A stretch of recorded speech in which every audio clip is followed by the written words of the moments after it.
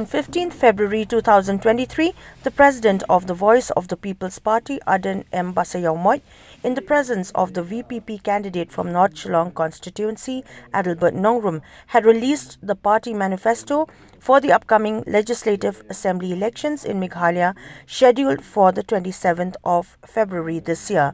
Some of the key issues that the party intends to address include eradication of poverty from amongst society and the state, the safety and security of all citizens of Meghalaya, peace, progress and development in the state, and the preservation of culture and tradition of its people.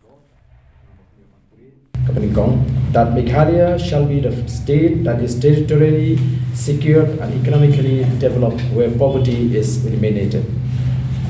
Number 2, that the state shall have strong and decisive leadership. Number 3, that peace and public security prevails, that will ensure all-round development of the state.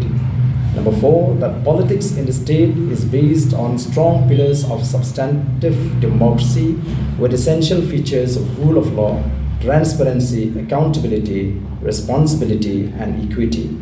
Number 5, that the resources of the state shall be distributed equitably based on social justice and shall be sustainably used. Number 6, that the traditional land ownership system shall be maintained and strengthened. Number 7, that the environment and the ecosystem shall be restored and preserved. Number 8, that Meghalaya shall be an investment-friendly state. Number 9, that the youth of the state shall be empowered morally and intellectually, capable of competing with the rest of the world. Number 10, that Meghalaya shall be the state where gender equity prevails.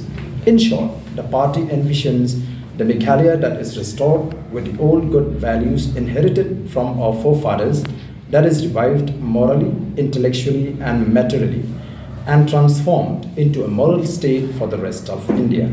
The VPP is strongly embedded in the principle of clean politics for achieving these noble objectives.